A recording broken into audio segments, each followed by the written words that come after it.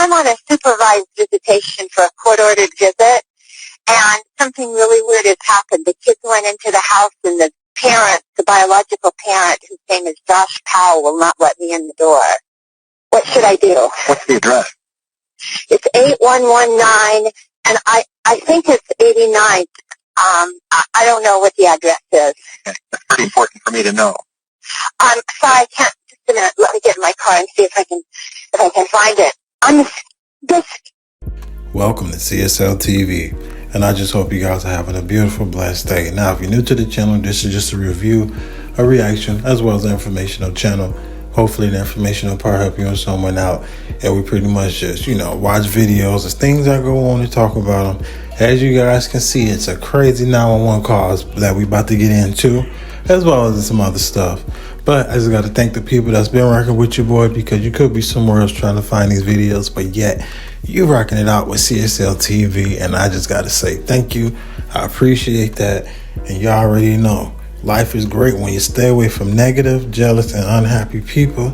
So I hope beautiful people are having a good day. Let's get it.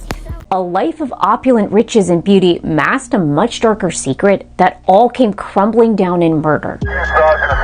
This is Rakesh Rick Kamal, a 57-year-old entrepreneur who was seen as a wealthy, successful businessman in his community. He lived in this sprawling $4 million mansion with his wife, Tina, and their 18-year-old daughter, Ariana. The family seemed to have it all. They drove luxury cars, and Rick would show up to work in bespoke tailoring. But behind this facade of luxury, Rick was drowning in debt. He had filed for bankruptcy, and 3 weeks before last Christmas, the family received a foreclosure notice on their 21-room mansion. Then, he took matters into his own hands. On the morning of December 28th, just hours before the family was due to be evicted, Rick took a gun and shot his wife and daughter as they slept in their beds. Then, he went to the bathroom, got into the bathtub, and finished the job. They were found by Rick's brother, who came to check on the family after receiving no response to his calls. The brother had been lending Rick money, but even he didn't know the full extent of his brother's financial troubles. When police arrived, they found a typed note left on the door. It instructed them to call the police before entering and to check 3 bedrooms on the second floor, each marked by a white sheet of paper. Inside, they found the bodies of Tina, Ariana, and Rick. Rick had been the picture of success, but behind closed doors, he was desperate, broke, and unable to cope with the impending loss of everything he had worked for. Critics say this story highlights the toxic pressures of our capitalist system, where the appearance of success is often prioritized over mental well-being. How many more people are living on the edge, hiding their financial struggles behind a veneer of wealth? Man, that's crazy. Just to hear that this happened to a family that know nothing about what this guy was dealing with. That just to let you know, a lot of people might show that they okay, but deep down inside they not okay. And that's why, you never know what's on somebody's agenda. And that's why a lot of us and everybody, I think, even if you was a good person, you can always practice being a better person. Saying hey to your neighbor, making sure if you in the line, you catch eye contact with somebody. I hope you're having a good day, man. I hope you're having a good day, sir. I hope you're having a good day. You ain't even got to say hi, nothing. I hope you're having a good day. You know what I'm saying? Because you never know. That could have influenced them. That could have changed them. Maybe, somebody might break down crying because just by saying, I hope you're having a good day, they might not have heard that shit in so long, and all they wanted to have is just somebody saying something nice and caring and all this other shit to hopefully snap them back into reality. It's just a sad day to hear that this family had to go out the way that they went out, and he did what he did. And at the same time, if you're going through anything, just know it's help out there for you. It's always somebody who's willing to talk, who's willing to help you redirect whatever you're going through so you can have a better outcome or outlook of how things was going, and that it'll reshape to reform you to look at things differently. Nothing like this has ever happened before at these visitations, so I'm really shocked. And I could hear one of the kids crying, but he still wouldn't let me in. Oh, but I think I need help right away. He's on a very short lease with CSHS. CPS has been involved, and this is the craziest thing. He looked right at me and closed the door. Are you there? Yes, ma'am. I'm just waiting to know where you are. Okay. It's 8119 189th Street, Port East, Puyallup, 98375. And I'd like to pull out of the driveway because I smell gasoline and he won't let me in. You want to pull out of the driveway because you smell gasoline, but he won't let you... He won't let me in. He won't let you out of the driveway? He won't let me in the house. Whose house He's got is the it? kids in the house and he won't let me in. It's a supervised visit. I understand. Whose house is it? Josh Powell. Okay, so you don't live there, right? No, I don't. No, I'm contracted to the state to provide supervised visitation. I see. Okay. And who is there to exercise their visitation? I am. And the visit is with Josh Powell. And who And supervises? he's the husband that I supervise. So you supervise and you're doing the visit? Yeah, You're supervising yourself? I supervise myself. I'm the supervisor here. Wait a minute. If it's a supervised visit, you can't supervise yourself. If you're the I do visitor. supervise myself. I'm the supervisor for the supervised visit. Okay, well, aren't you the one making the visit? So all I gotta say is this 911 operator is really annoying. You know what I'm saying? Because how in the hell you have the most important job and you have to be on point with the information that you're receiving. You have to be precise with all this shit. You know what I'm saying? Because 1, 2, 3, 4, 5 seconds go by, just like your little slow ass doing now. She's trying to explain to you she's on a supervised visit. You know what's going on with the whole situation, and she got pushed out. That right there should have triggered the alarm of why he acting the way he's acting, because that just don't sound like, you know, something you're supposed to be doing or whatever. And this guy on the phone is just gonna get somebody fucking killed because he can't comprehend nothing and got one of the most important jobs. Or is there another parent that you're supervising? No, I'm the one that supervises. I pick up the kids as their grandparent. Yes. And then who visits with the children? Josh Powell. Okay, so you're supposed to be there to supervise Josh Powell's visit with the children. Yes, that's correct. And And he's the husband of missing Susan Powell. This is a high-profile case. How did he gain access to the children before you got there? I was one step in back of them. Okay, so they went into the house and then he locked you out. Yeah, he shut the door right in my face. Now, your last name? My name is Elizabeth Griffin Hall, and the kids have been in there by now approximately 10 minutes. And he knows this is a supervised visit. 2. Braden is 5, and Charlie is 7. And the dad's last name? Powell, Powell. His first name? His first name is Josh. Black, white, Asian, Hispanic, Native? He's white. Date of birth? I don't know. He's about 39. How tall? 5'10", 150 pounds. Did you notice what he was wearing?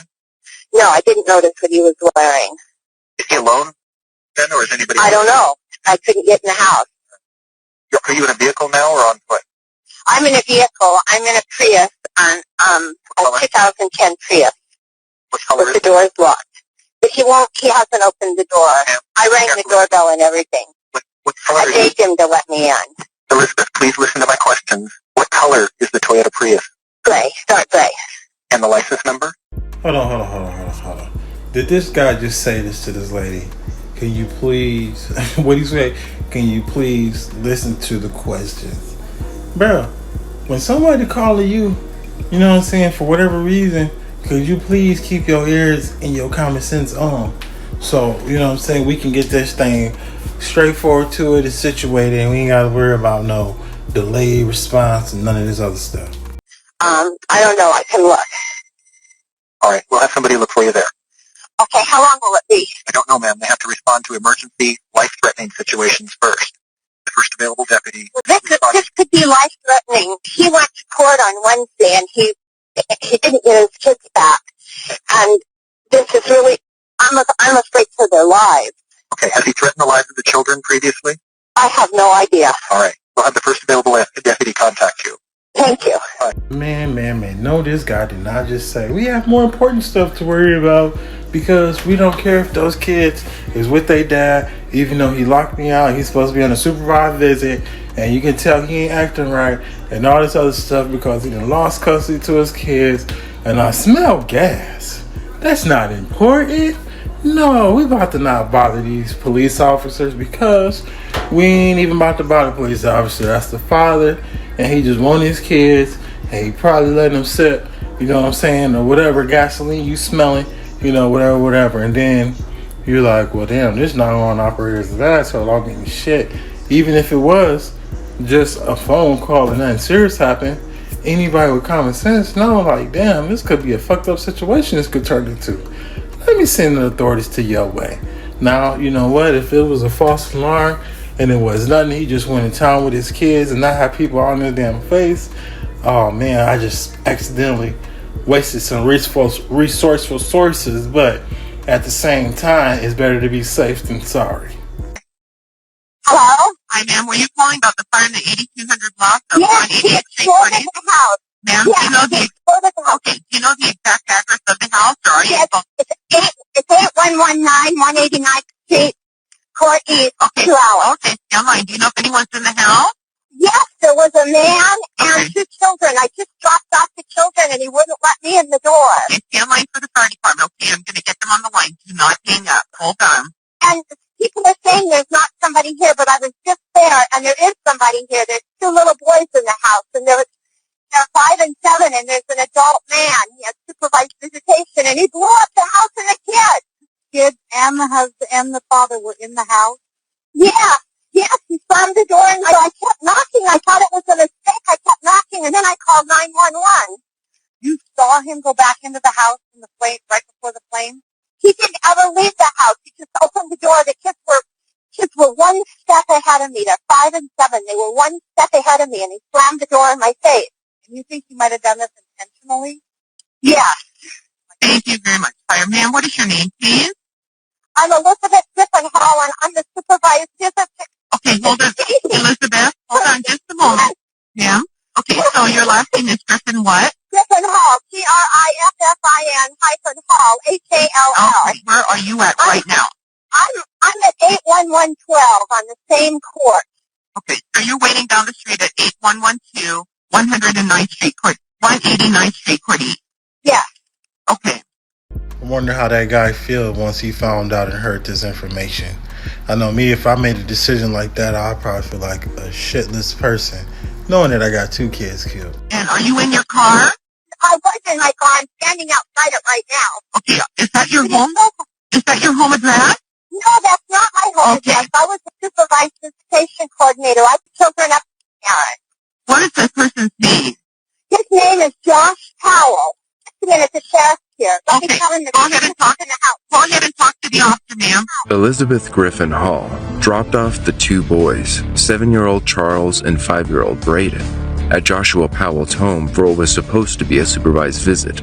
Powell left his sons inside the house, but then slammed shut and locked the door, preventing her from entering.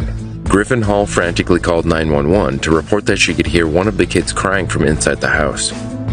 She told the operator that she wanted to move her car out of the driveway because she smelled gas coming from the residence, and then asked for police to be sent to the home. Moments later, the Powell's house was engulfed in flames. Powell had been a person of interest and under investigation in the disappearance of his 28-year-old wife Susan Powell from their West Valley City, Utah home in December 2009. A news journalist asked him for his version of the events that fateful night Susan went missing. Chuck and Judy Cox, Susan's parents, never believed his version of what happened to their daughter. Authorities searched the area in the central Utah desert but came up empty-handed. Although he was never charged or arrested, Powell lost full custody of his sons after his father, Stephen, was arrested and charged with 14 counts of and 1 count of child. Authorities found evidence that he had secretly women and young girls, including Susan. The images were kept in the home of the 2 men shared with Josh and Susan Powell's boys. The court ordered the Powell boys to remain in custody of Susan Powell's parents because they had been living in an environment with explicit material. Josh was given weekly supervised visitation. Regardless of the court ruling, there was no indication of the rage from Powell that he could blow his entire family up. The father of 2 was reportedly optimistic about the future and was looking forward to a day when he could regain custody of his boys. After a brief investigation, officials confirmed that Powell had deliberately planned the murders. 2-gallon cans of gasoline were found on the premises, as well as evidence the gasoline was spread throughout the home. Investigators found a hatchet near Josh's body and believed that he used it to attack the boys before igniting the gas leak. The coroner noted that the boys had chopping injuries on the head and neck. However, he ruled carbon monoxide poisoning to be caused by Josh and his sons. Susan remains a missing person, but given the fates of her sons, it is widely believed that she was murdered by her husband Josh. My condolences goes out to that lady family, them kids, man, god damn.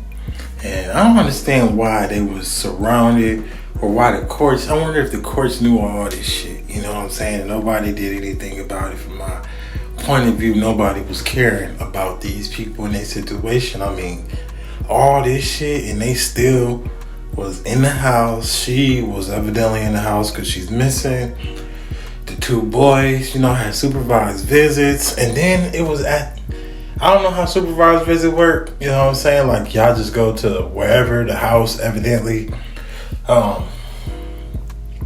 That's fucking insane. And then they was sick as hell. All that shit they was doing to them kids, you know what I'm saying? And he a woman beater. So you know he was mentally fucked up. Because that's not how somebody's supposed to process of how they should be as a human being. You know what I'm saying? If you're processing yourself like that to be this type of human being, then you're a seriously fucked up individual. And I'm just here to let you know that a lot of this stuff, I mean, man, a lot of this stuff, man, they could see he was unfit. Them kids shouldn't even have supervised visits.